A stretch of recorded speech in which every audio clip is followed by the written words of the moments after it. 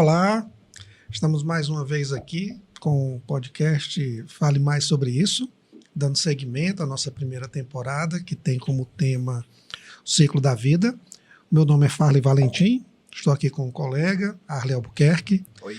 E hoje nós temos o prazer de receber a professora e psicóloga Patrícia Gimenez, que vai abordar o tema da adolescência, né, dando seguimento aqui aos nossos programas.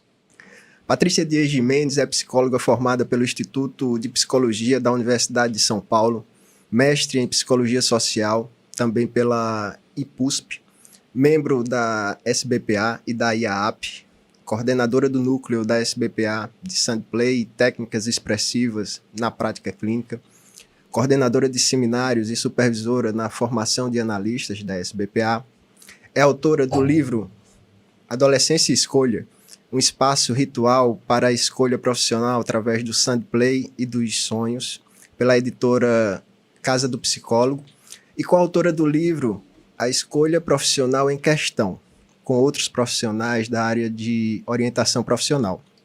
Trabalha com crianças, adolescentes e adultos, e em seu consultório particular desde 1992, e fez a sua formação em Sandplay com a Fátima Salomé Gambini. Nos últimos 10 anos, faz também um trabalho voluntário de atendimentos em grupos de jovens dos últimos anos no ensino médio na Escola Waldorf, São Paulo. Professora, vamos falar mais sobre a adolescência? Vamos sim. Patrícia, para iniciar a nossa conversa, né? O que é adolescência? A partir de que momento se começa a falar sobre adolescência? É um conceito que não é tão antigo assim, é um conceito relativamente recente. Então, assim, como é que surge essa ideia de adolescência? Como é que se começa a falar sobre isso? E como é que a gente definiria a ideia de adolescência hoje? Sim. A questão da adolescência, ela tem a ver com esse olhar que veio a partir da Revolução Industrial, né? Assim, a gente não considera, né? Tem culturas que são as culturas tradicionais e indígenas, por exemplo, não consideram a adolescência como uma fase em si, né? Assim, e a gente considera a adolescência um período longo, né? Assim, seria da puberdade, que inclusive cada vez a gente está vendo o fenômeno de começar mais cedo, né? Assim, até 25 anos, né, mais ou menos essa faixa etária, né. O Jung mesmo, né, eu estava falando tem um texto dele que chama Fases da Vida, onde ele raramente fala dessa fase, né, mas nesse texto ele fala, né, que a gente tem, que ele chama de juventude, né, não de adolescência, mas ele fala que a juventude seria do período da puberdade até a metanoia, até os 35 anos de idade, né, que seria o meio da vida naquela época para eles, né. Aí eu até fiquei feliz quando eu li isso, né, porque eu falei, ainda estava na adolescência quando eu estudava para o mestrado, assim, então, né, assim, é um período longo, na verdade, né, e é um período que tem a ver com muitas transições que estão acontecendo ao nível, né, fisiológico, né, com a questão hormonal, com a questão neurológica mesmo, que a gente conhece mais hoje em dia, e também com a questão, né, dessas questões todas psíquicas que a gente sabe, né, e que a gente estuda, né, e que estão acontecendo nessa fase da vida. Então seria esse longo período, né, da nossa forma de ver.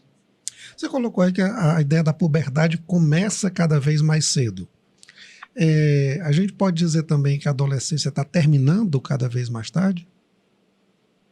Também é uma questão, né, assim, a gente entender que, na verdade, se a gente entender o termo, né, adolescência, né, assim, o período como o período onde acontecem essas transições psíquicas, fisiológicas, assim, deveria, né, na faixa de 24, 25 anos acontecer, mas se você entender isso, né, nesse sentido que deixar de ser adolescente é ter autonomia financeira total, né, tá totalmente independente financeiramente, assim, com certeza, o pessoal está saindo cada vez mais tarde.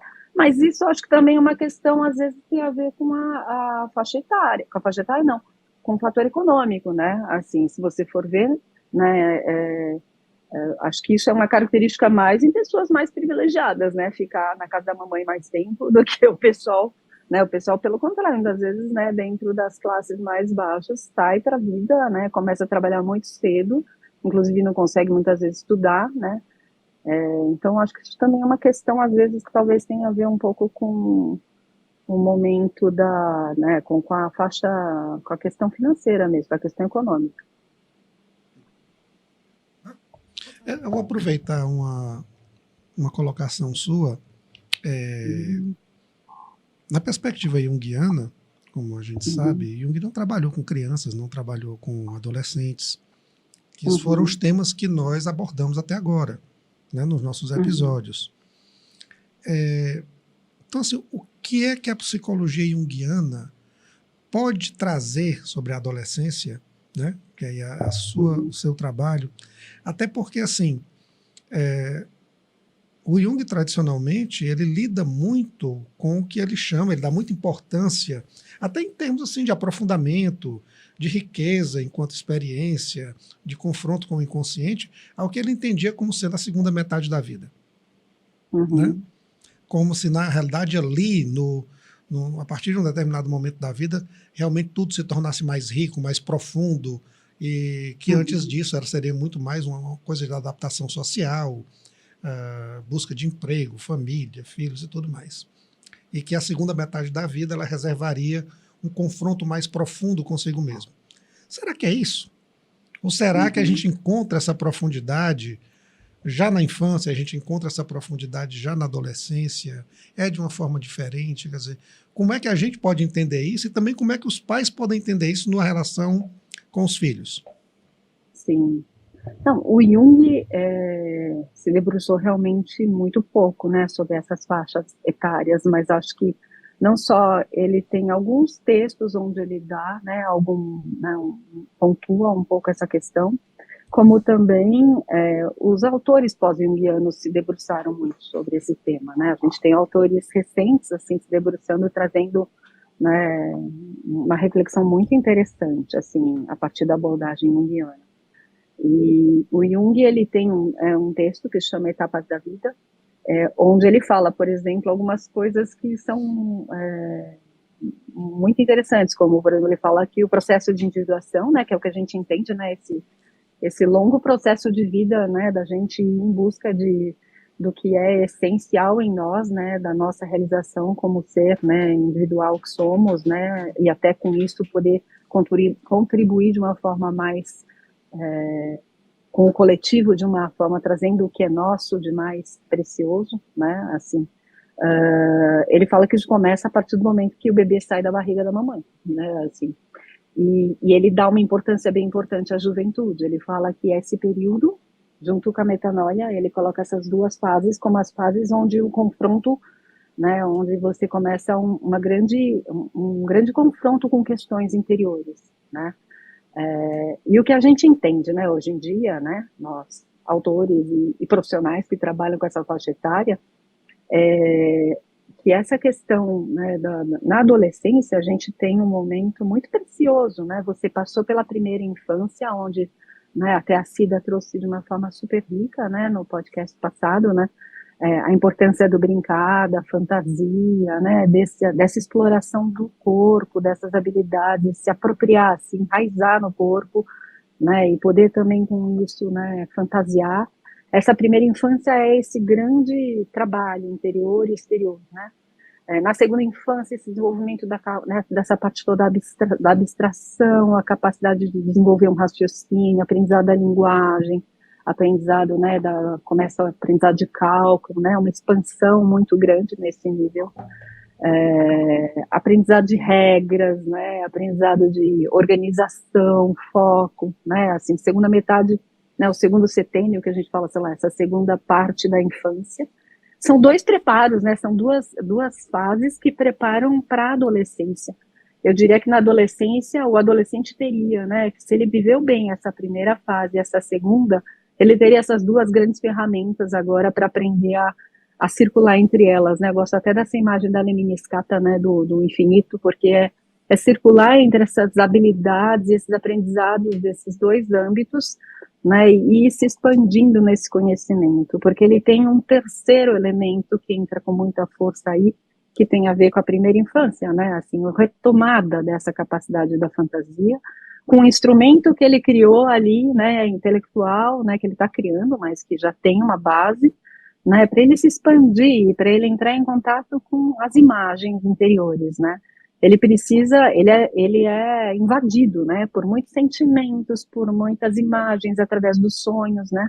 É um período de muito, né, em que eles têm muito acesso às imagens inconscientes, né. Por isso que o trabalho nessa faixa etária é maravilhoso, né, é super interessante você mostrar para ele a riqueza que ele tem de mundo interior, né, assim, e o quanto que esse mundo interior está brigando para ser ouvido, né, ele quer de alguma forma espaço, né. Então eu acho que, não sei se falei demais, mas assim, acho que eu veria dessa forma, assim, né. Pois é, eu acho que é uma coisa importante que você acabou de falar, porque a gente parou com a Cida, né? Nessa segunda infância, ou seja, na criação desses valores que você acabou de falar. Eu queria te perguntar, ver o que é que a gente pode falar, discutir a respeito das crises de valores da adolescência, né? Que essa é uma fase que vai ser bem marcada por isso, né? Que ele vai questionar exatamente esses valores que já o acompanham, né? Que vêm da família em confronto com os valores do mundo, né? Como é que a gente pode falar disso psicamente? O que é que está acontecendo aí? Eu até ampliaria essa pergunta numa coisa que a gente sempre ouviu, a ideia do conflito de gerações, né? Porque aí está envolvido justamente a questão dos valores, de que havia um grande conflito de gerações, ou seja, o adolescente ele se confronta com a geração anterior dos pais, com valores diferentes, ele está em um novo mundo, ele está em uma outra realidade, e esse confronto é necessário para a formação da própria identidade dele. Só que nós estamos no mundo hoje, eu acho que a gente pode afirmar isso, que as coisas não mudam muito os valores de uma geração para outra somente, elas mudam várias vezes na mesma geração. Tudo hoje é muito rápido, quer dizer, rapidez é uma característica da sociedade atual.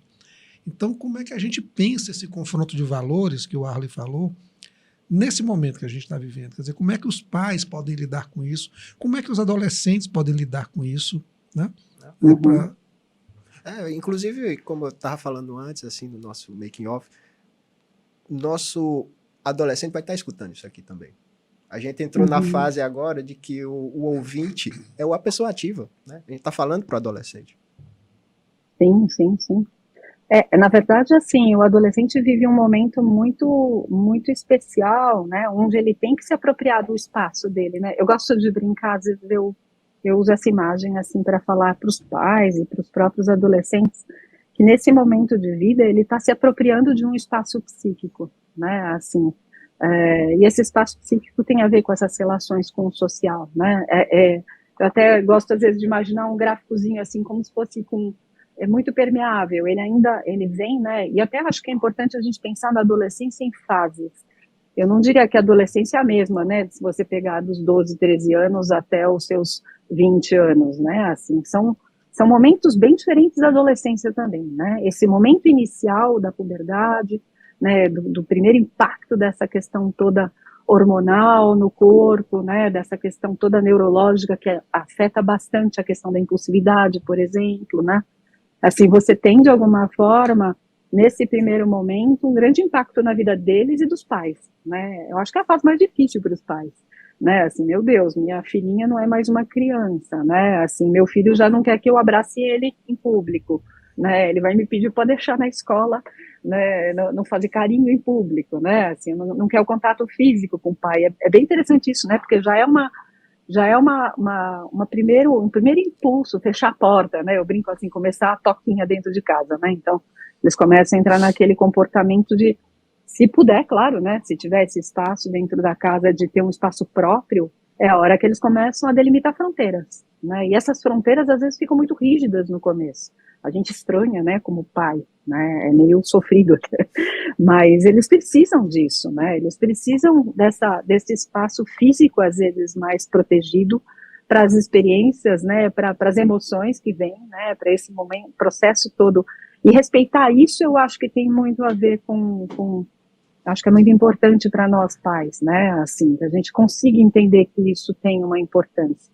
esse gráfico que eu estava falando, que eu gosto de fazer às vezes, assim, é porque tudo é muito permeável ainda, e tem que se tornar menos permeável para eles conseguirem se apropriar, e depois, na medida em que eles se sentem mais seguros desse espaço interno, e esse espaço físico faz parte disso, eles conseguem abrir mais espaço para a gente, né? Eu brinco aqui em casa, por exemplo, quando eu vivi esse processo da adolescência com meu filho mais velho, tem uma hora que a porta abre, né? Tem uma hora que ele pode estudar de porta aberta, que ele, de alguma forma, fala mais com a gente no dia a dia, né? Mas tem um processo onde precisou ficar muito fechado, né? De alguma forma, isso é importante. E a questão do conflito de gerações, né, que eu falei, trouxe aí, é verdade, né? Eu acho que a gente tem uma variável importante agora, que é a questão do acesso ao conhecimento que um adolescente tem, né? Se a gente pensar na nossa época, né? Quer dizer, eu tenho 54 anos. Quando eu vivi minha adolescência, era muito solitário, né? Assim, essa questão da solidão, ela é básica na adolescência, ela é uma vivência importante.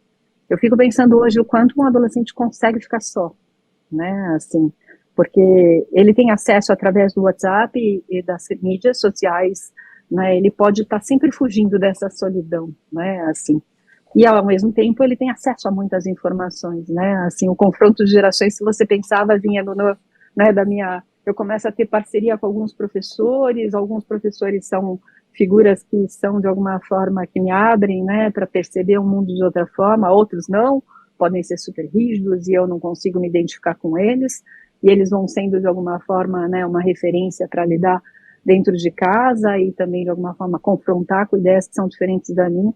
Mas agora pensa o que eles vivem, né? Eles têm acesso a muitas informações, a muitos profissionais ou a muitas, né, sei lá, os nossos podcasts da vida, ou nem é podcast, na verdade, né? Acho que eles têm acesso a muitos formadores de opinião, às vezes nem tão, né, sei lá quem são, né? Assim, a gente não tem esse controle, é difícil ter esse controle, né? Eu acho que é uma questão bem complicada para os pais, né? Mas eles estão recebendo, né? São esponjas recebendo informações de todos os lados. Então, esses conflitos, eu acho que eles ganham um colorido maior ainda, né? Mas são necessários, a gente precisa entender. E eu acho que o espaço para ouvi-los, né, para de alguma forma entender que o que eles estão querendo trazer, às vezes não de uma forma muito elaborada ainda, mas de uma forma emocional, se vem com essa emoção toda, é porque tem alguma coisa importante ali, e eu preciso de alguma forma me abrir para ouvir, como pai, como profissional, né? Acho que entra nisso. Essa coisa que você falou, o mundo virtual, né? O mundo virtual traz influências, e o nome usado é esse, né? Influencers, assim, de partes que a pessoa já nem conhece, ou conhece unicamente a partir da perspectiva virtual, que não necessariamente corresponde ao que aquela pessoa é, propriamente dita. E como você diz assim, não tem como se controlar isso. É fluido demais, né? Fluido demais. Então, assim, como os pais devem se portar com esse adolescente que está, de repente, entrando nesse mundo, né? Eu acho que mais à frente a gente pode até pensar um pouco assim na sombra dessa perspectiva toda, a gente vê assim o quanto de violência, o quanto jogos perigosos que são colocados como desafios para os adolescentes, que tem levado inclusive à morte de alguns. A gente pode conversar um pouquinho mais na frente, mas eu queria lhe perguntar agora especificamente assim, como é que esse pai pode, de repente, lidar com isso? Como é que ele pode se portar frente ao filho que está frente a esse mundo aberto de tantas possibilidades? Então, eu entendo que o grande desafio é respeitar essa necessidade de espaço, mas de alguma forma criar, né, uma confiança numa construção de uma relação mais aberta, né? O que é muito difícil para alguns pais, né? Assim, porque se os valores que o filho tá trazendo, né, que está questionando, né, tá de alguma forma trazendo para a roda, não cabe de forma alguma como algo, né, assim, aceitável para os pais, eles fecham essa porta. Então esse adolescente só vai poder viver isso de uma forma solitária ou com pares que ele vai encontrar, sei lá eu aonde, né, assim, nesse mundão virtual aí que tem profundidades que a gente nem imagina, né, assim. Então, Eu acho que, principalmente nesse começo, né, nessa primeira fase que eu falei da adolescência, né, eu entendo a adolescência, não é uma questão teórica, é uma questão prática, sabe, da minha vivência no consultório. Eu acho que tem 3 momentos, né, assim, eu percebo 3 momentos, né, como falei, esse primeiro, né, eu acho que ele é muito fundamental, né, porque dele vem um estranhamento dos pais, né, assim, não sei se vocês já viveram, mas assim, eu vivi isso como mãe, assim, é muito chocante quando o teu filho, de repente, aquele filho super carinhoso, que adorava ficar abraçado com você, de repente te afasta, né, assim, é uma sensação é uma rejeição, né, assim, mas se você entender, né, se você se abrir internamente para perceber que ele não está te rejeitando, ele precisa de uma vivência onde você não seja mais esse tipo de mãe ou pai, né, você precisa agora criar um outro tipo de relação com ele, né, assim, e essa abertura, né, para entender, né, para ouvir, por mais assim, claro que a primeira reação nossa às vezes é dolorida e pode até ser de uma forma mais até agressiva, né, na fala, né, assim, tipo, nossa,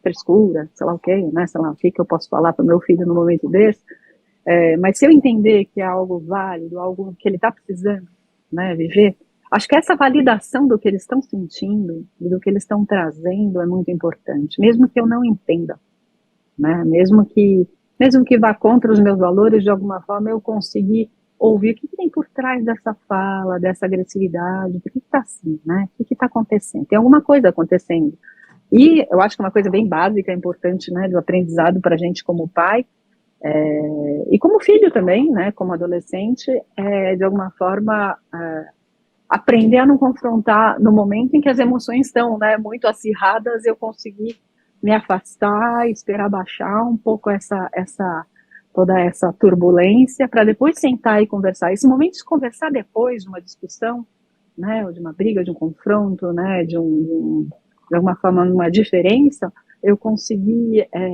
ir lá e falar, puxa, desculpa ter falado dessa forma, mas eu fiquei ofendido com isso que você falou, né, desculpa, mas, sabe, desculpa, acho que essa é uma coisa muito importante, a gente vem de uma geração, né, onde, assim, a gente tinha, né, nossos pais talvez nunca tenham pedido desculpa pra gente, né, nunca tenham assumido uma falha, né, e a gente via isso como perda de autoridade, e não é, né, assim, é muito importante uma autoridade amorosa com o jovem, né, eu acho que tem uma coisa que eu aprendi lá na pedagogia Waldorf, que eu acho muito interessante, eles falam que o adolescente reconhece uma autoridade, né, assim, eles reconhecem se você está falando de uma coisa que é verdadeira tua, ou se é de uma coisa da boca para fora, eles são capazes de entender o que é verdadeiro em você, né, assim, e reagir a isso, né, assim, então acho que tem um lugar de também a gente conseguir ir ajudando eles a perceber o que é verdadeiro para eles, por que isso está tão exacerbado, né, por que isso me incomoda tanto, né,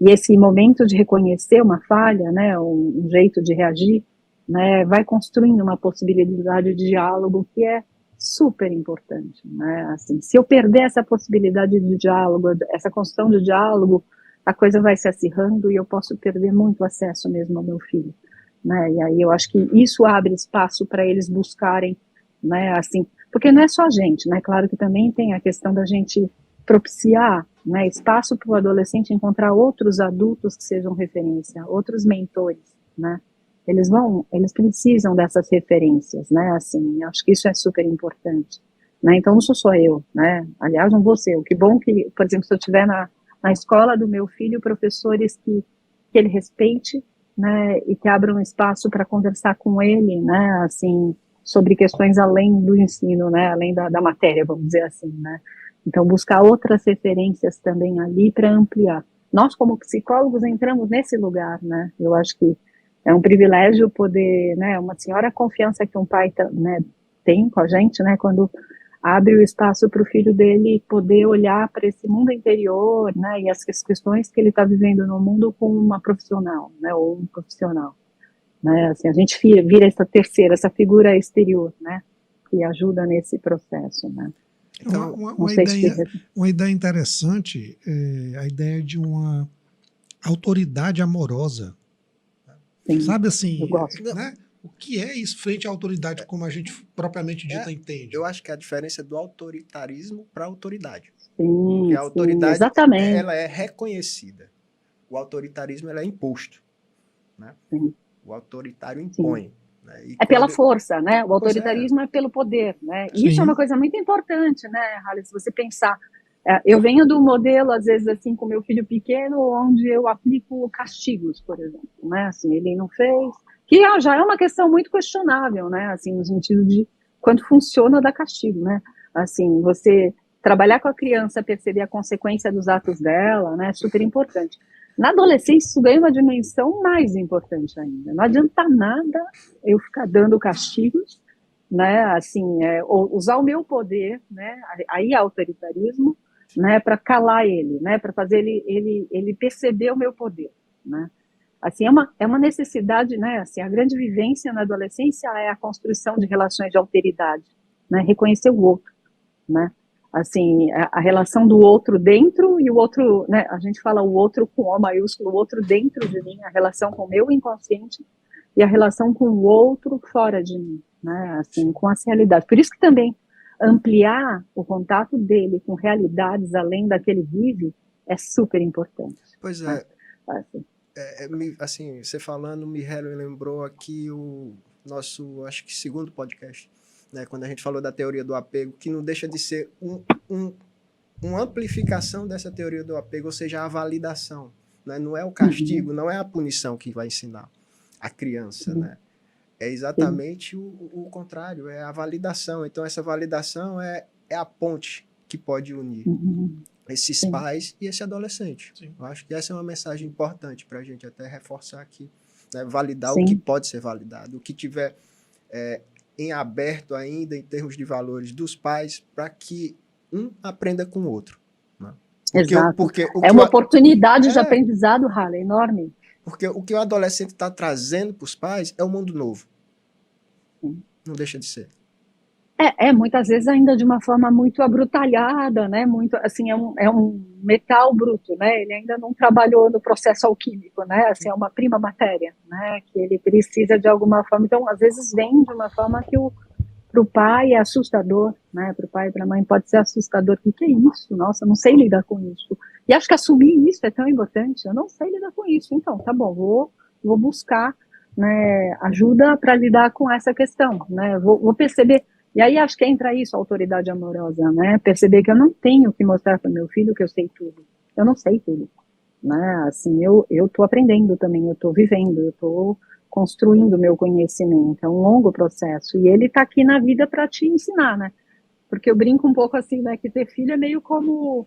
Sabe aqueles contratos que você recebe, assim, né? Eu brinco contrato da Apple, assim, aqueles contratos que são 500 mil letrinhas, que você nunca vai ler aquilo inteiro. E você só dá o concordo lá no final, né? Mas tem uma cláusulazinha pequenininha lá dizendo assim, seu filho vai vir para te ensinar o que você ainda não aprendeu, né?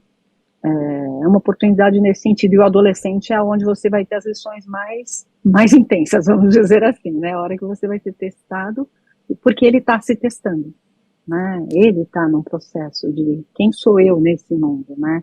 O que é importante para mim? Aí entra a questão vocacional, né? Não vocacional só no sentido de qual curso vou fazer, mas vocação no sentido chamado, né? Vocare é chamado interno, né? O que me chama, o que expressa o que é essencial para mim e como eu contribuo para o mundo com a ferramenta que eu estou construindo, ou que eu vou construir dentro de mim, né? Então entra nesse lugar. Sabe que da maneira como você coloca,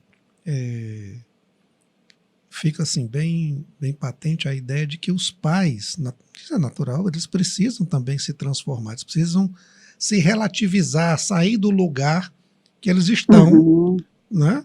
É como você diz assim, enquanto é uma criança, está meio que sobre a autoridade dos pais, não importa se é amorosa ou não, mas ela depende do que o pai diz, o que é e o que não é. Né? Faz parte do início da adolescência, como você já colocou, aquele momento que o adolescente sai dessa proximidade dos pais, requisita a individualidade, requisita o espaço dele, requisita a presença de outras pessoas que vão formar essa identidade. E isso exige dos pais também uma mudança de postura. Sim. E aí eu fico pensando, né, para lhe colocar no pedido de comentário, quer dizer, o quanto importa aí a própria disposição que os pais tiveram com a sua vivência pessoal da adolescência e da relação que eles Exato. tiveram com os pais. Como é que a gente pode pensar isso? Isso é super importante, né, Fábio, porque eu acho que nós estamos partindo, né, a gente está trilhando um terreno novo, né, com nossos filhos, né, e podemos dar essa oportunidade para eles, né, mas nós não tivemos isso, provavelmente, né, é difícil, né, você ver relatos onde os pais tiveram uma experiência desse tipo na adolescência, né, onde eles, de alguma forma, puderam ser ouvidos, puderam ter essa dialética, né, com os pais, esse processo constante de transformação dos dois, né, das duas polaridades, né, porque o seu adolescente vive essa dialética dentro dele, né, nessa relação com o inconsciente e com o mundo, né, no mundo, né, tem essa dialética nas relações, na relação parental, né, com o filho adolescente, né, isso é super desafiante, mas eu acho tão lindo, né? É tão, né? Eu realmente tenho muita gratidão por trabalhar com adolescentes e ter filhos adolescentes, sabe? Assim, eu pensava quando eu fosse ser mãe, né? Quando meus filhos entrassem nessa faixa etária, se eu ia pagar meus pecados, né? Assim, mas eu amei ser mãe de adolescente, assim, eu achei que eles me ensinam tanto, sabe? Muito, o tempo inteiro, assim, é muito incrível, assim, o quanto que se você vai se abrindo para ouvir o que eles estão trazendo, o que eles estão vivenciando, né, assim, você vai podendo ampliar, né, assim, se ampliar. A gente não chegou num lugar pronto. Agora, nossos pais, muitas vezes, né, compraram essa ideia de que eles, para serem uma autoridade, para serem reconhecidos como autoridades, eles têm que vender uma ideia de que eles sabem tudo, né, assim, eu sou o adulto, eu já vivi isso, aquilo, outro. A dificuldade, né? Assim, quer dizer, como é que eles vão assumir, como é que esses pais atuais vão assumir uma postura se eles não tiverem essa experiência, por exemplo, de serem ouvidos, né? De ser aberto um espaço para que eles pudessem, como você colocou assim, ensinar algo também. Né? Aí que eu acho, sabe, Fábio, que entra a questão da gente conseguir se lembrar da nossa adolescência.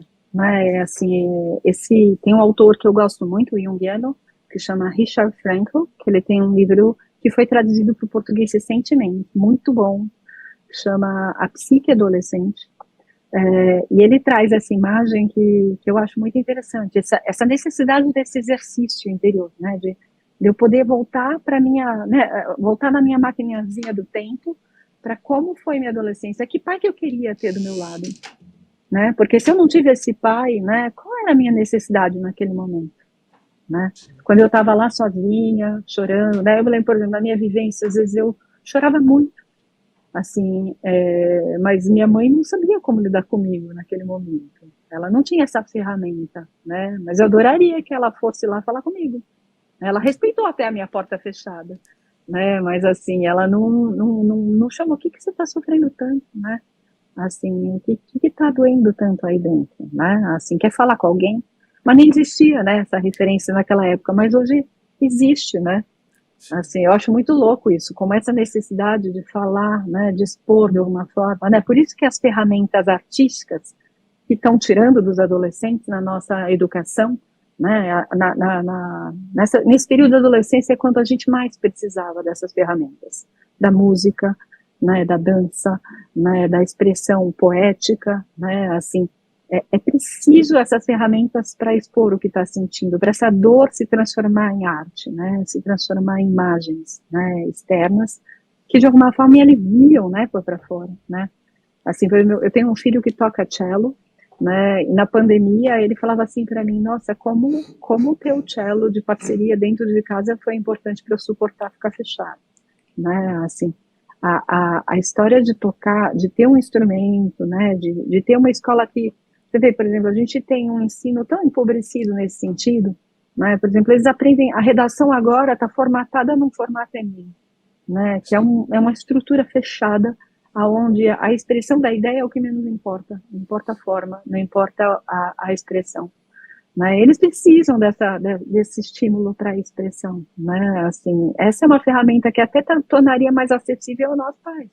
Quando você vê a produção, né, de um adolescente, você fala, meu Deus, olha o que ele está vivendo aí dentro, né, assim, olha quantas riquezas tem aí dentro, e do lado de fora eu não estou vendo nada, porque ele fechou, né, a porta para mim por um tempo, né. Pois é, e a falta dessa capacidade ou dessa oportunidade de expressão artística, né, que não deixa de ser o continuar do brincar da infância, Uhum. né? Exatamente, né? Por Vai isso a... que trabalhar com brincar na Sim, adolescência, sim. né? Por exemplo, o sandplay é uma técnica onde a gente traz o brincar. E é muito engraçado quando os pais de adolescentes, quando vão no consultório, vem aquele mundaréu de miniaturas, né? Com trabalhar na areia, eles falam, mas isso é para criança? Será que meu filho vai querer? E é tão engraçado, assim, como os adolescentes amam trabalhar, né? Tem essas memórias, nossa, eu tinha esse brinquedo, né? Nossa, olha, né? O quanto que isso não pode ser estranho no começo, mas depois eles acessam muito facilmente esse brincar da infância, né? Tá muito perto, né? Pois é. Então é curioso. E eu queria até lhe perguntar, porque o seu livro, né, aqui, tem um assunto básico que é a orientação profissional. Né? Sim, A continuação da minha pergunta é esse brincar da infância, essa arte na adolescência que desemboca na orientação profissional. Porque aí eu sim, acredito que é aí que a pessoa vai descobrir quais são as suas fontes, o que é que lhe faz feliz, né? Ou seja, o que é que sim, eu quero descobrir como sim. profissão, o que é que eu quero continuar fazendo na minha vida, né? Tem que ferramenta, né, que eu vou escolher para aprimorar aquilo que eu sou e que eu quero levar para o mundo, né? O trabalho de escolha, a questão da escolha eu acho muito essencial na adolescência. E aí também entra, né? A gente não consegue nunca falar da adolescência sem falar das fases anteriores, né? Quanto que eu estou preparando meu filho para se apropriar das escolhas dele? Né, assim, porque essas escolhas são trabalhadas, né? A criança pequena não tem como fazer escolhas por conta própria, mas sim, algumas pequenas escolhas começam a ser feitas, né? Tipo assim, que alimento que ela quer comer, né? Escolher a roupinha, né? Ela ter de alguma forma algumas experimentações aí onde você valida essa escolha, né? E essa autonomia que é necessária, né? Então, assim, trabalhar com as crianças no sentido de fazer, né? Tipo, arrumar a própria cama, né? Ter mais autonomia na escolha de coisas, o que ela quer fazer, como que ela quer ir vestida, né? Assim, claro que a gente está orientando o tempo inteiro, né? Por exemplo, não dá para deixar, não é também, né? Se você largar na mão deles, você não está sendo, né? Você não está educando. Mas, assim, é ir percebendo qual é o momento de ir dando uma nova autonomia, né? Para eles se sentirem potentes, né? Para esse passo, né? Porque a questão da escolha é uma colheita que vai ser feita, né? A palavra escolha tem, né? A etimologia da palavra, o colha, é de colheita. Eu colho aquilo que eu plantei, né? Então, no trabalho de escolha, a gente faz. Eu gosto muito dessa imagem, assim. Para mim, o processo de escolha ele passa por 3 momentos, né, que assim, o primeiro é reconhecer a terra, né, onde a gente vai fazer o plantio. Então, o processo inicial, ele tem a ver com, de uma forma breve, mais intensa, a gente trabalhar com sonhos e com as imagens, né, convidá-los a dar um espaço para essa expressão do que está vivendo dentro deles, o que eles estão sentindo, né, assim, e poder, de alguma forma, aí no meu trabalho eu faço com sandplay, né, ou com barro, tem outras formas de trabalhar também, e com sonhos, né? Assim, eles aprenderem que existe essa ferramenta tão básica dentro da gente, né? A vida inteira a gente vai ter esse companheiro interior, né? Assim, né? Essa expressão em nós através dos sonhos, né? E poder prestar atenção neles e perceber o quanto eles falam sim de nós, né? O quanto que estão trazendo, né, reflexões e vivências, né? Importantes, né? Dentro do que a gente sonhou. Trazer isso para eles é super importante para esse primeiro momento, assim, a base. Depois a gente vai reconhecer o que existe de profissões no mundo, cursos, como, né, eu brinco que aí é meio olhar as sementes possíveis para a gente fazer o plantio. E o terceiro momento, né, poder trabalhar com essas duas polaridades aí, como é que eu vou fazer esse plantio, né, qual é o meu projeto, é meu momento, sabe, às vezes também tem uma questão da escolha que é tão sofrida a vivência dos adolescentes no ensino médio, é tão vazia de sentido, tão massacrante de volume, de conhecimento, de uma forma muito crua, pouco vivencial, que eles querem sair correndo, né? Acabou o ensino médio, abre a porteira, sai todo mundo querendo, né, ir para o mundo aí, entrar em qualquer curso, né, o mais rápido possível, né? Tem uma coisa meio na nossa cultura de ai, que lindo, meu filho entrou na faculdade com 16 anos, né, assim, não é nada lindo, né, Quanto mais ele tiver seguro, mais maduro, às vezes ele precisa de um tempo depois que ele terminou o ensino médio para poder, né, se reconhecer, sair da escola. Às vezes essa vivência que tem esse gap year que eles chamam, né, lá na Europa, assim, às vezes de poder ficar um ano trabalhando, um ano poder viajar, poder ter uma vivência, né, assim, de quem sou eu fora da escola, pode ser super rico, né, se for possível, né, para poder entender e dar o passo mais seguro, né, porque vai ser sempre, né, a gente tem uma frase na orientação profissional que é uma poesia de um português, esqueci o nome dele, Antônio, ele fala assim, caminhante não há caminhos, faça o caminho ao andar. Né? Essa é a vivência do adolescente, né? Assim, nossa vivência, mas na adolescência isso é vivido de uma forma muito intensa. Pois é, eu acho que isso, até trazendo experiência própria minha, né, cai no que o Farley falou no começo sobre essa rapidez que é imposta, né, a gente, contemporaneamente. Meu filho escolheu um curso difícil para fazer, meu segundo filho, né? Quando ele escolheu, até espantei, tu quer isso mesmo? Eu quero isso aqui, tal. E demorou 4 anos para ele entrar na faculdade, né? E todo ano, os amigos que estudavam com ele passavam e ele ficava, sabe? E você aguentar isso, eu acho que eu recebo pacientes assim também, né? Adolescentes que estão nessa fase. E eu quero até falar da minha experiência como pai, né? Que eu acho que isso aqui é uma conversa para isso mesmo, de você estar fazendo o que você pode, né? Mas aquilo ali depende única e exclusivamente da força dele, né?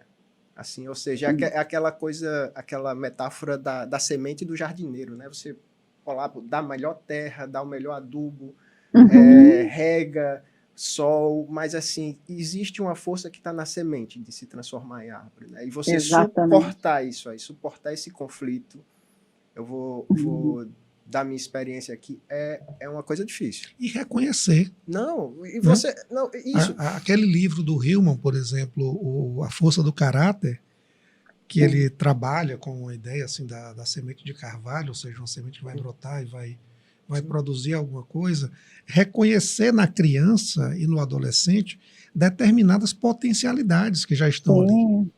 Né? E ele esse é o código do ser, não é? Código do ser, perdão. Eu acho que eu disse a força do caráter, né? Mas não tem problema, é o código do ser.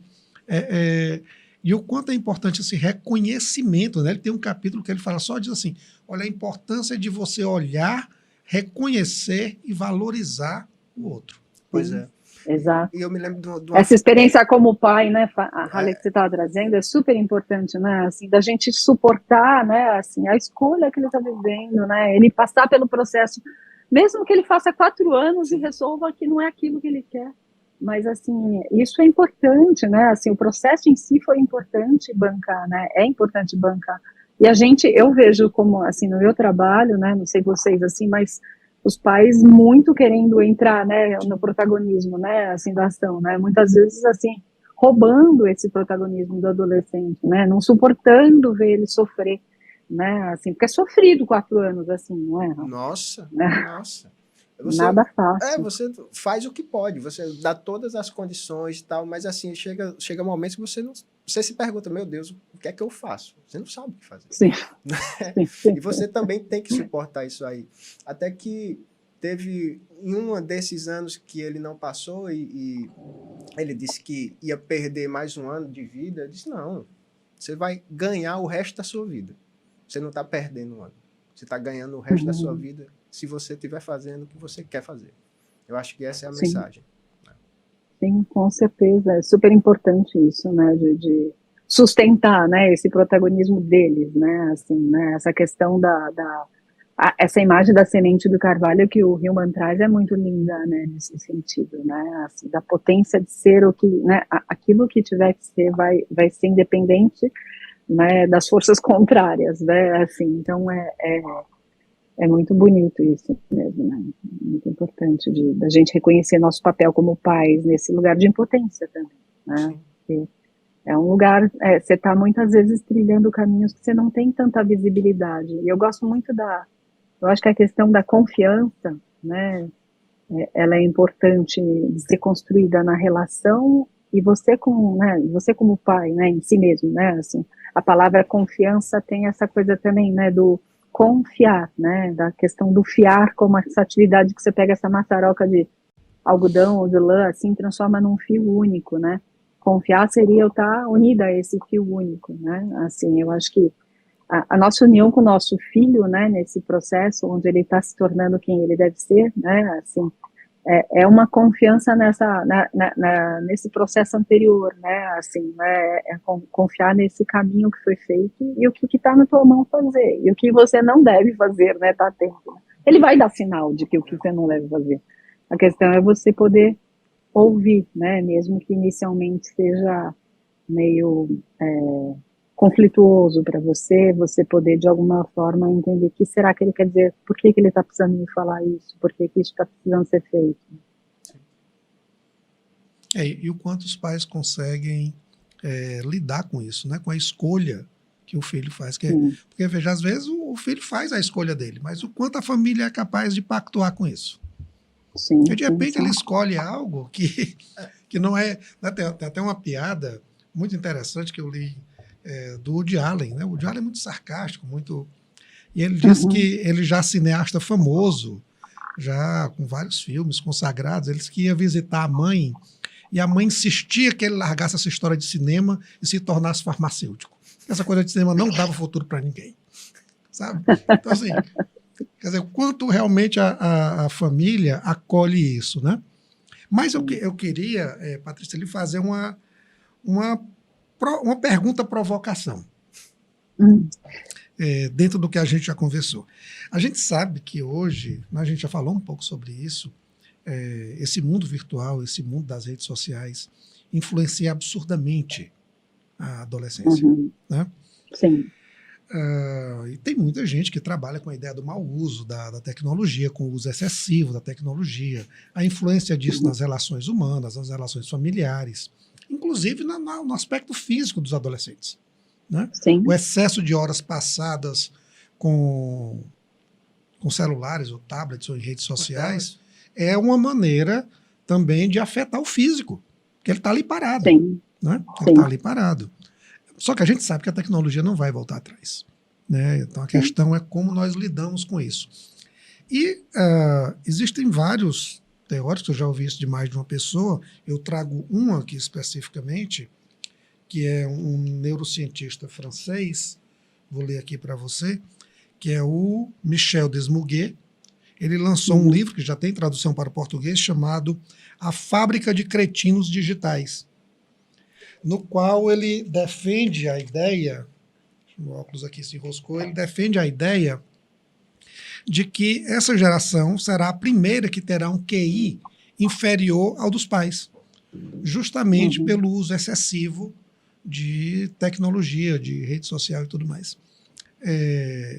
Você concorda com isso? Você já ouviu isso? Você, em que medida, discorda dessa ideia? Como é que você ouve essa frase?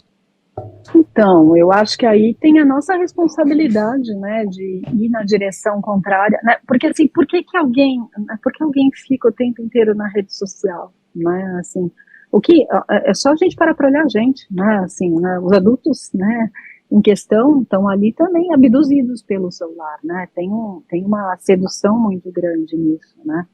Eu preciso criar ferramentas, né, para outras coisas serem mais agradáveis do que ficar abduzido pelo celular o dia inteiro, né? E aí que me preocupa, porque eu acho que se a gente tem um modelo de ensino que valoriza que a criança, né, assim, hoje em dia o modelo de ensino, né, de valor é que o teu filho, se você tiver condição de colocar, mesmo ensino médio novo, né, assim, é que ele fique mais tempo na escola, né, claro que a ideia até é interessante, né, se fosse possível de ser aplicada de uma forma mais cuidadosa do que foi, mas que ele tenha acesso a outras vivências, né, explorar, né, habilidades, né, assim, coisas fora do currículo. Só que se não muda lá o vestibular no final, então não adianta nada, né? Se não mudar essa cobrança no final, ou a forma como é cobrado no final, não muda nada, porque o ensino médio é esse que não vai preparar para aquilo. É óbvio que eles vão reagir com medo, né? Então, assim, acho que tem um lugar de, aí entra a nossa, né, a gente poder trazer essa reflexão de que a gente precisa tornar a vida mais interessante do que a tela, né, assim, eles precisam ter espaço, gostar, né, assim, de fazer um esporte, né, não pela Essa competição é uma só, frase pelo... fantástica, né? Tornar a vida mais interessante do que a tela. Exatamente, assim, né, senão a gente vai para a tela, né, assim, muito por osmose, né, sei lá, vai meio por uma coisa, né, tipo, sair dessa, muitas vezes é uma fuga mesmo, né, dessa realidade que está tão, né, desse ritmo tão frenético, né, mas se eu puder estar lá ouvindo uma música, né, estar com meus amigos, né, convivendo, né, estar de alguma forma, né, tendo se isso for valorizado, eu acho que o perigo que tem hoje em dia é que isso não é valorizado. Então, assim, um adolescente bem-sucedido é aquele que é um super aluno que só estuda, né, ou que seja um super esportista, né, também, que eu acho que eu tenho minha crítica em relação à questão, né, a gente valoriza tanto, e eu sei que, na verdade, o esporte tira muitas, né, principalmente pessoas que não teriam condição, né, de estar, né, vivenciando, né, aspectos assim mais construtivos, vamos dizer assim, né, através do esporte, né, um menino muito pequenininho vai lá já poder, né, ser treinado para ser um esportista e poder ter um papel aí, mas é de um jeito também muito especializado. A gente não deveria especializar o adolescente, nem a criança, né, a gente deveria estimular eles para abrirem o leque de possibilidades enormes que existem dentro deles, né? Se a gente trouxesse um mundo mais interessante aqui fora, a tela não seria tão interessante, né? Assim, eu acho que e a gente tem que limitar mesmo, né? Assim, eu acho que tem um papel onde, assim, né, através do diálogo também, poder ir mostrando o quanto que aquilo faz mal, né? Assim, faz mal. Agora, o lindo é que você vê os pais falando, meu filho, isso, só que o pai está lá abduzido pela tela, né? Também. Né, assim, tem esse lugar, essa crítica também, né, essa autocrítica, né, às vezes é assustador, você sabe, outro dia eu saí, fui num restaurante, fiquei observando, estava eu e meu marido, assim, a gente ficou observando, tinha um casal que chegou com 2 filhos pré-adolescentes, assim, os 4 com a tela na mão, né, com o celular na mão, eles nem conversaram, né, assim, eles sentaram e ficaram lá, cada um no seu celular, o pai e a mãe igual, né, então, assim, você também dá um modelo, né, assim, tem essa consciência de que modelo que a gente dá, né, e aí essa incoerência, às vezes, eu quero que meu filho faça uma coisa, mas eu estou fazendo outra, né, então eu acho que essa questão é importante, eu espero, né, que esse futuro não seja tão tenebroso, assim, que a gente tenha, né, adolescentes com QI menor do que os pais, né, sei lá, essa questão de QI também eu acho que é bastante relativo a gente pensar, né, mas eu acho que o mais importante é a gente criar uma realidade, a gente tem que correr contra a correnteza aí, né, assim, a gente tem que criar um mundo mais interessante para eles, né, essa coisa de estar na natureza, principalmente, é uma coisa super importante e super prazerosa, né, assim, é importante ir trazendo, só se você não criou isso na infância inteira, trazer isso na adolescência é mais difícil, mas vai ser um pouco, né, você está indo contra a correnteza que você mesmo criou, né, como pai e mãe. Mas é importante ver o valor nisso e conseguir ir dialogando para conseguir, né, que o adolescente banque essa ideia junto com você e perceba o valor que tem. Né? Pois é. É um processo de espiral isso aí, né? A gente vê assim, são esses valores que a gente, como você falou, a gente cria na segunda infância, como a Cida falou. Né? Sim, Ou seja, na primeira e na segunda, eu acho que são as bases, né? São as duas fundações aí, né? Para você conseguir ter mais mobilidade entre elas na adolescência. Se não foi criada, a gente precisa ir atrás, né? De recuperar esse movimento aí. Pois é, eu acho que o adolescente tem essa capacidade assim revolucionária, né? Eu acho que está na alma do adolescente de olhar para da revolta dele ser exatamente a resposta a isso que não foi dado.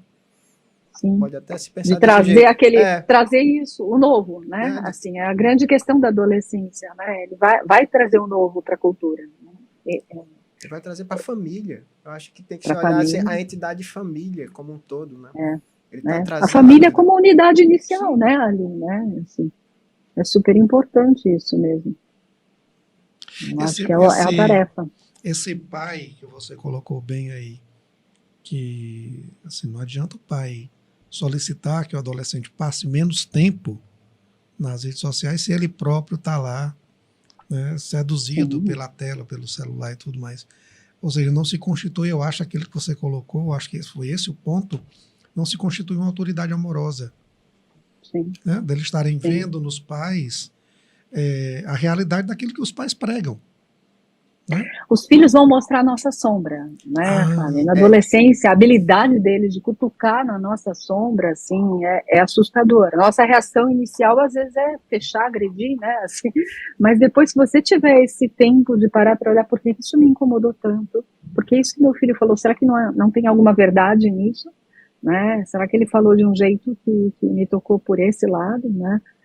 A gente tem a possibilidade dessa troca, desse aprendizado, né, assim, que aí, e você consegue ser uma autoridade amorosa se você puder, de alguma forma, ter essa habilidade de aprender junto, né, assim, de entender esse processo dialético que está acontecendo o tempo inteiro, né.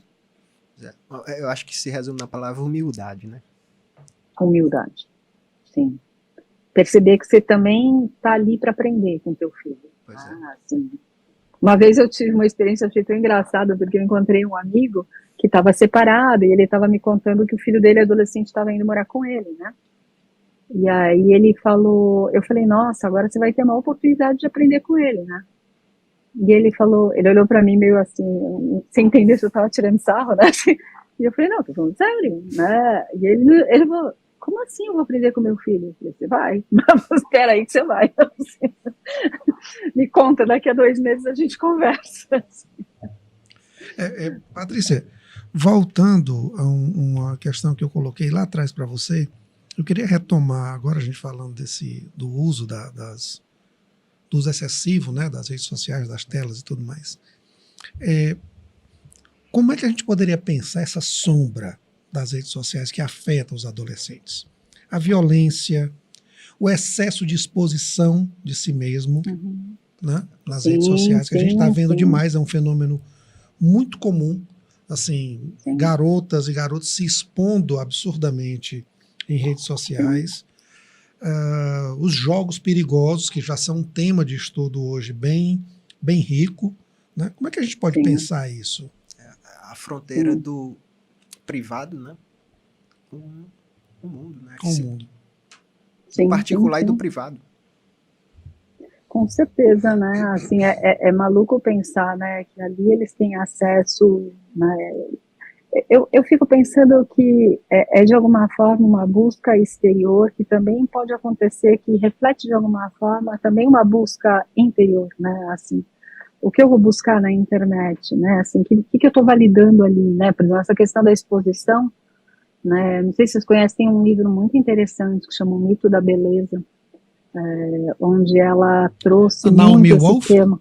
Naomi Wolf? Nossa, isso, é muito interessante esse livro, a reflexão que ela trouxe, tão jovem, ela escreveu com 28 anos esse livro, né, impressionante, assim, a reflexão que ela trouxe esse aprisionamento, né, dessa imagem, né, que a gente, enquanto mulher, vai construindo, né, assim, a partir da experiência de ter que estar sempre validando, né, assim, em cima do que é considerado belo e o quanto que isso vai me dar uma possibilidade de colocação no mundo, né. E eu li um prefácio dela mais recente que ela falava, né, sei lá, 15 anos depois, não sei quanto tempo depois da primeira publicação dela refletiu o quanto que isso ajudou, né, assim, ou quanto mudou, na verdade, a relação da mulher com o corpo. E a gente trabalhando com adolescente, assim, nessa primeira fase da adolescência, né, que é onde você vê, né, onde a raiz, né, assim, você tem essa semente, esse acesso, né, que até via, né, na pergunta que você fez, né, elas encontram muita informação e muito apoio, né, de grupos que também tenham vivenciando questões, ela fala muito da bulimia e da anorexia, né, que assim, tem muito, né, esse impacto de se transformar a mulher, né, assim, dessa relação com o corpo se transformando no começo, né, da vida da menina, né, assim, e o quanto que isso, ela acha que isso de alguma forma piorou, né, assim, porque as redes de alguma forma validam, né, assim, esse modelo de feminino, e é pior ainda, né, porque se antes a gente tinha só o Photoshop nas capas de revista, né, hoje a gente tem os filtros, né, dentro das redes sociais aí, né, Então é muito louco, assim, né? Mas eu acho que a gente tem que estar atento para perceber, né? Assim, o que eles estão buscando, né? Assim,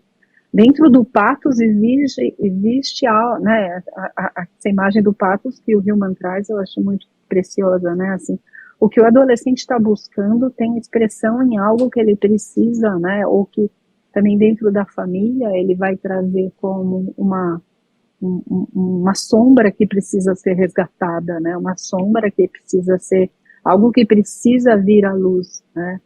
Eu acho que o perigo que tem é a gente não ter habilidade, né? Não construir essa habilidade de construir um diálogo para entender por onde ele está trilhando, né? Assim, não perceber os sinais, né? Não estar atento, né? Porque assim os sinais são dados, né? Assim, os sinais estão ali à vista, mesmo que, né, e não é invadindo o território, né, é muito mais construindo o diálogo ou buscando ferramentas, muitas vezes buscando ajuda, né, ajuda de profissionais, né, ajuda de ir lá conversar com o professor, ver a opinião, né, de outras pessoas que estão lidando, né, mas perceber aonde ele está trilhando, o que está atraindo ele, né, assim.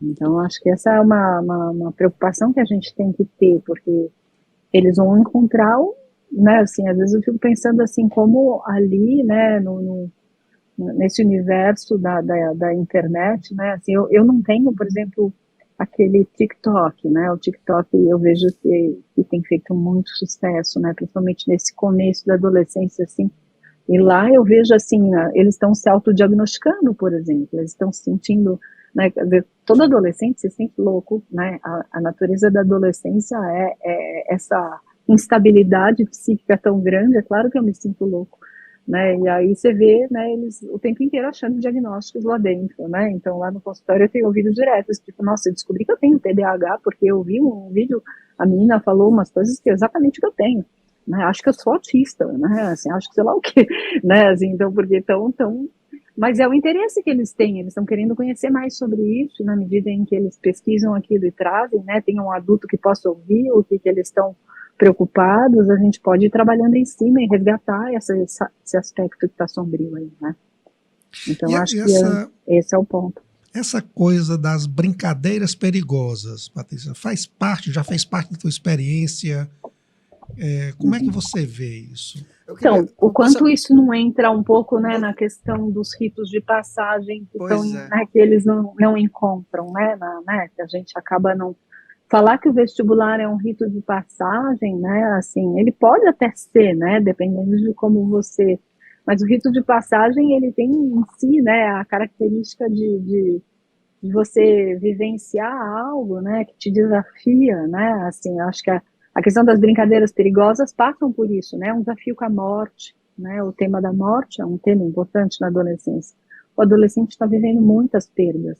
Ele precisa acreditar em vida pós-morte dentro do corpo dele, né, assim, ele precisa mergulhar e renascer, né, é um processo de muitas mortes e renascimentos no corpo e na alma, né, nos relacionamentos, né, assim, o primeiro apaixonamento, né, assim, a dor que é essa primeira perda, né, assim, renascer assim, o adolescente tem que ser, ele vive muitas vezes essa vivência fênix, né, assim, de renascer das cinzas, né, assim, e eu acho que buscar no concreto isso, tá, nessas brincadeiras perigosas, né, assim, e eu acho que a gente precisa perceber isso também, né, criar, né, ferramentas, né, na vida, né, para eles se testarem de uma forma significativamente, né, com algo que tenha sentido, não dessa forma vazia, né, quer dizer, não sei se é vazia, mas pode aparentar ser vazia.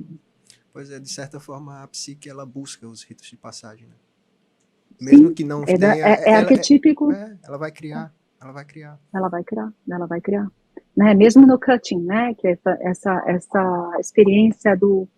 Né, que é muito curioso isso, né, porque é uma coisa muito... Se cortar? Muito...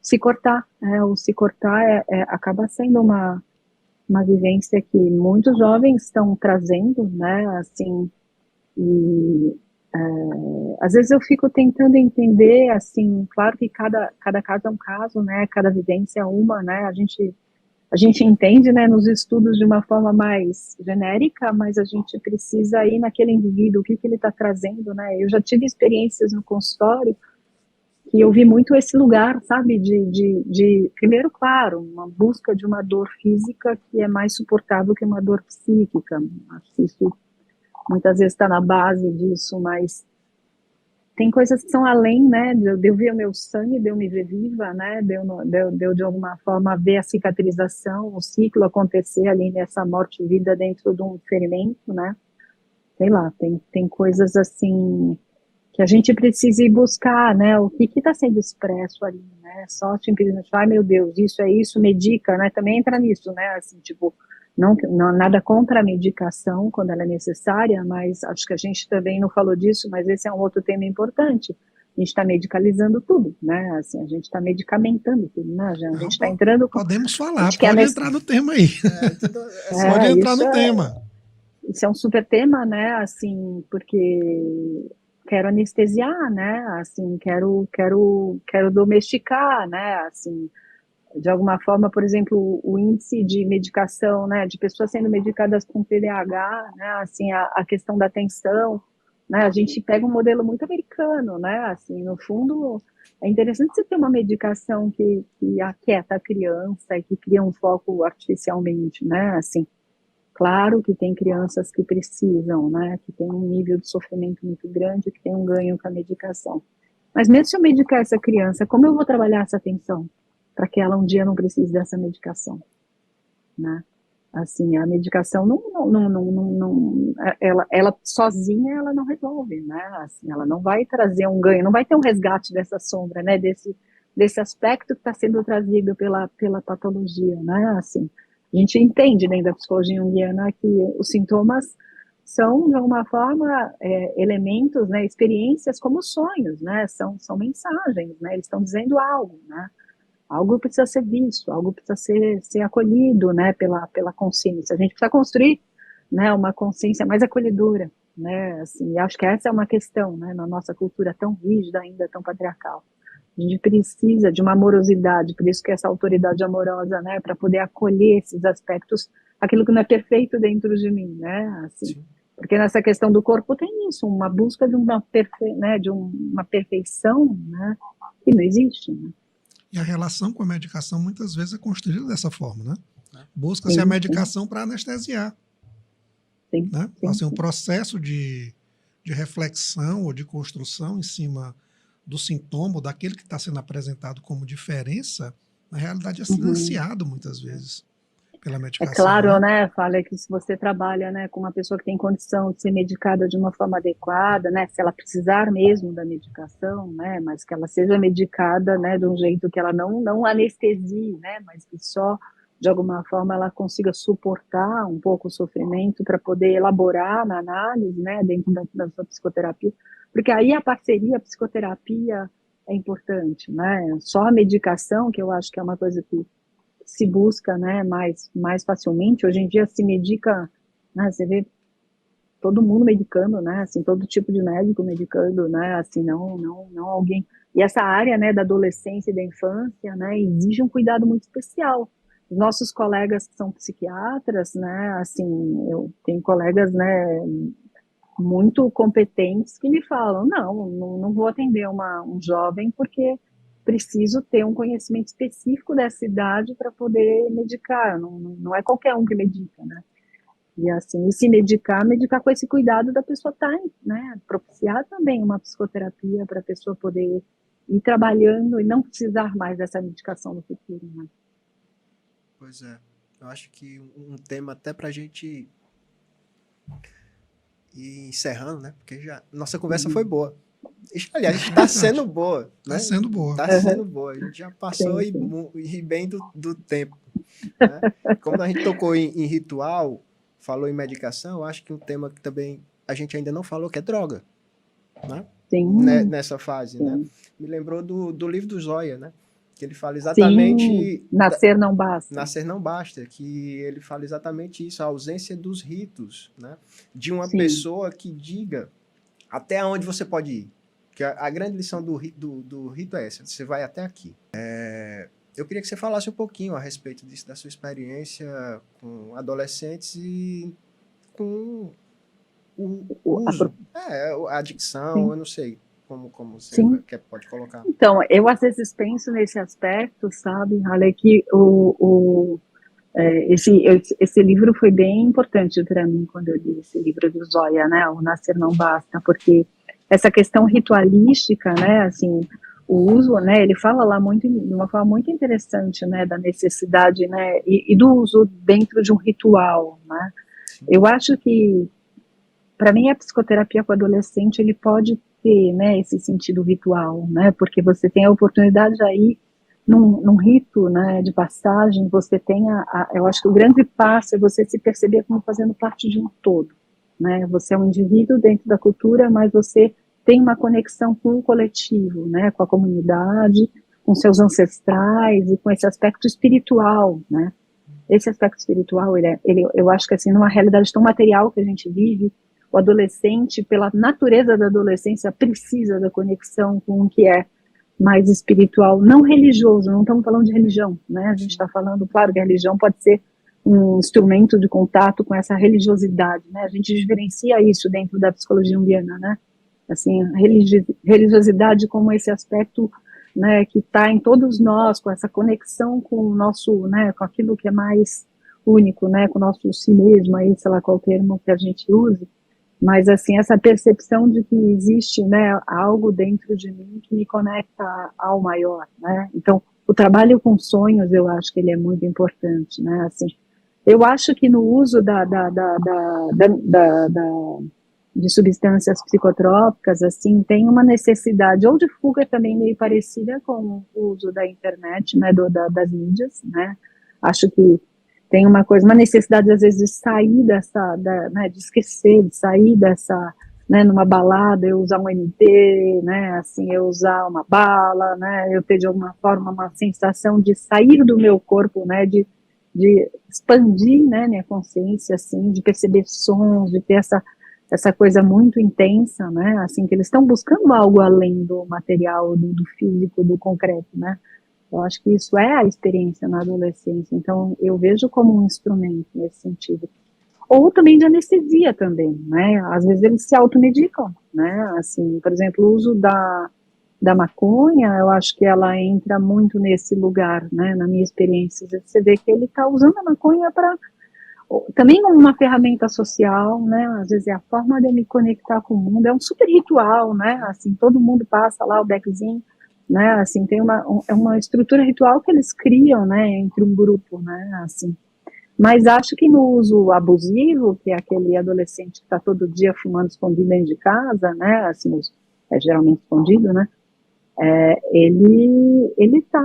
ele tá criando uma carapaça em volta dele nesse processo, né, talvez vem buscando uma solidão, tal, pode ter um sentido positivo, mas de uma forma que vai, de alguma forma, prejudicando muito ele, né, assim, porque você tem aí no uso excessivo, né, obviamente, danos perigosos, e também o risco enorme, né, que a gente não pode deixar de falar disso, né, porque, principalmente no começo da adolescência, né, você tem risco de, no uso dessas substâncias psicotrópicas, ele já está com inconsciente, eu brinco, eu trago uma imagem para eles assim, né, tipo, a membrana, né, a gente tem uma membrana muito mais permeável entre o inconsciente e a consciência na adolescência, né, e você tem um porteirinho lá que funciona, né, na hora que eu uso uma droga, eu boto esse porteirinho para dormir, né, assim, e droga também pensamos no álcool, né, que eu acho que a principal droga mais danosa na adolescência é o álcool, na verdade, né, você bota ele para dormir, aí vira né, assim, o risco de, eu brinco com eles, é meio se você colocasse, né, na rede social, que você está dando uma balada na sua casa, né, e, sei lá, ao invés de 30 amigos, 15 amigos, vai em São Paulo inteiro, sei lá, vai ter, vamos invadir tua praia, né, assim, o risco que você tem, né, de uma psicose é grande, né, nesse período de vida com o uso de substâncias, né, isso é um fato, tá, assim, que a gente não pode deixar de falar, né, porque tem esse risco, né, assim, eu já vivenciei dentro do consultório algumas situações muito tristes nesse sentido, né.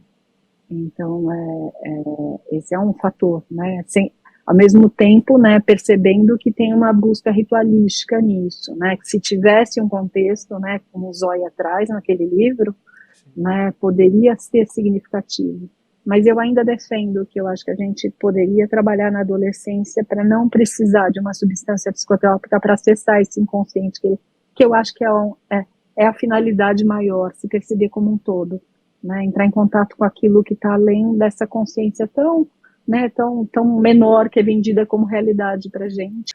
Bom, então, para a gente se encaminhar para o nosso encerramento, eu queria fazer uma pequena provocação no estilo abunjana para Patrícia, né?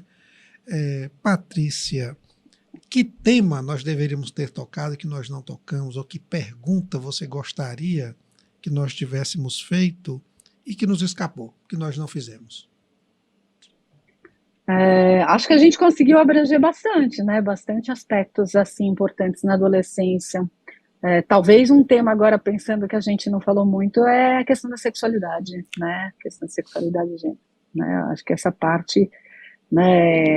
Porque se a gente pensar, né, que assim essa mudança hormonal e acho que esse é um dos temas que a gente mais aprende com os adolescentes hoje em dia, sinceramente, ao meu ver, né? Assim, nossa, aprendi a ser menos tiazinha velha assim com eles, assim, sabe? De entender assim as amplitudes das experimentações possíveis que para nós não éramos possíveis, né? E para eles estão sendo, né? E a gente reage inicialmente com muito preconceito, né? Quanto a isso, né? Ou com aquela fala, né? Uma vez eu estava conversando com uma professora que queria bater um papo comigo sobre essa questão, né, de questionamentos, né, de gênero na faixa etária que ela estava trabalhando, e ela falou, mas isso não é moda, Patrícia. Assim, a pior frase que você pode falar, né, assim, se é moda, né, assim, eu falo, gente, você acha que isso é fácil? Você acha que era por moda que você ia de alguma forma bancar, né, assim, uma questão tua de gênero, assim, é tão difícil, numa cultura ainda tão preconceituosa, né. Então, eles estão tendo uma oportunidade que eu acho diferente da que nossas gerações tiveram, de se questionar e de se expor e de experimentar, principalmente, né? Então, acho que esse tema é um tema profundo, né? Profundo demais. Eu, pelo menos, recebo muitas adolescentes e adultos jovens no consultório e que relatam, né, dessa fase do acontecido, né, dessa descoberta da sexualidade na adolescência, né? Eu acho que é importante a gente voltar para aquela parte que você falou da validação. Eu acho que validar isso aí é muito importante, porque isso para ele ou para a pessoa que está vivendo esse momento é muito importante. Então, ou seja, dizer que é moda, dizer, não, isso depois passa. Né? Eu já tive relatos desses, não, isso depois passa. Como assim? Depois passa é a vida daquela criatura que está ali, né? Sim. Que ela está se descobrindo. E dentro desse tema, você vê todos os questionamentos das questões de gênero em relação a masculino e feminino, né? Assim, o feminismo vindo, né? Eu aprendi muito sobre feminismo, né, com as jovens, né? Assim, esse é o lado positivo também do conhecimento, né? Através da internet também, né? Falei assim, tem várias coisas interessantes que elas vão trazendo, né? Leituras, né? Eu falo, nossa, eu tenho muitas recomendações, né? Assim, isso, sabe? Assim, coisas que eles propõem você ler, séries que eles propõem que você assistam, porque aí você vai ampliando, né? É muito interessante isso, assim, né? Tem muita coisa abrindo. E os meninos, né? Eu particularmente gosto muito do tema dessa transformação do masculino e do feminino, né? Na nossa cultura, né? Assim, e poder estar do lado dos jovens e das jovens, assim, né? Se questionando, né? Assim, nos seus direitos e nos seus deveres ali, né? Na sua forma de cuidar de si mesmo e do outro, né? Sair, quebrar esses papéis, esses padrões de masculino e feminino que a gente recebeu, né? Poder se experimentar de outras formas. Acho que esse era o tema que faltou. Mas a gente entendeu uma palhinha, né? Que vale a pena uma outra conversa, quem sabe, né? Exato. Né? Professora, legal, gente. Eu queria aqui, meu nome, em nome do FAR, lhe agradecer a sua presença aqui, ter aceitado o nosso convite. Eu sei que é difícil achar uma brechinha na agenda para poder ter essa conversa, mas assim, a gente fica muito agradecido. Nossa, eu também, viu? Assim, foi uma oportunidade muito preciosa para mim também, porque a gente fica dentro do nosso mundinho do consultório, às vezes, né? Às vezes dando aula, informações, mas ter oportunidade do que, né? Assim, a coragem do que vocês estão fazendo aí, né? De trazer né, porque é o tempo de vocês também, né, todo investimento que vocês estão fazendo aí para, de alguma forma, a gente poder levar esse conhecimento muito mais amplo, de uma forma mais ampla, né, mais pessoas poderem trocar, ouvir a gente e com, né, de alguma forma concordar ou não, mas pelo menos ter acesso, né, fico feliz, assim, esse é um tema que eu gosto muito de falar, como vocês viram, eu falo muito, mas eu acho importante a gente falar sobre isso, né? Falar mais sobre isso, né? Como é importante falar mais sobre isso. Né? Professora, agradeço muito ter aceito o nosso convite. Né? Vou lembrar aí os livros que foram citados, para quem tiver interesse. Né? Tá. Código do Ser, do Hillman, que tá aí, de repente pode oferecer aí uma outra visão sobre a questão da infância e da adolescência. Nascer Não Basta, do Luiz Gisoia, que trata da questão das drogas. O Mito da Beleza, né, da Naomi Wolf. Isso, Mito da Beleza. Esse daqui. A Psique Adolescente. A Psique Adolescente, né, que tá do Richard Frankel. E o seu próprio livro, que o Arley está aí segurando. Né? Deixa eu pegar aqui. Adolescência e Escolha, para quem tiver interesse, né? Da Casa do Psicólogo. Né? Fica aí também como sugestão para quem quiser aprofundar um pouco o que foi conversado aqui hoje. Professora, e pode deixar o seu contato, um e-mail de preferência, assim, caso as pessoas queiram entrar em contato com você para o seu trabalho, pode deixar. Tá bom. Meu e-mail é Paty Gimenez, né? Só é PAT. Sem ter, é o T mudo, né? patgimenez@uol.com.br. Bem, tá bom, então é isso, muito grato e até um próximo momento. Tá bom. Sim, muito obrigada, gente. Foi um prazer, viu? Um abraço. Tchau. Um abraço grande. Tchau. Gente, então esse já é o nosso 4º episódio, tratando aí da questão da adolescência, né? Mantenham aí as notificações ativadas. Sigam a gente no Instagram e no YouTube, né? E aguardem que vem mais por aí. E podem comentar no YouTube também. Comentários, dúvidas, críticas. É essencial, né? Críticas, comentários, para a gente saber como seguir. O que faltou, né? O que faltou. Né? Onde a gente falhou, né? E grande abraço. Tchau.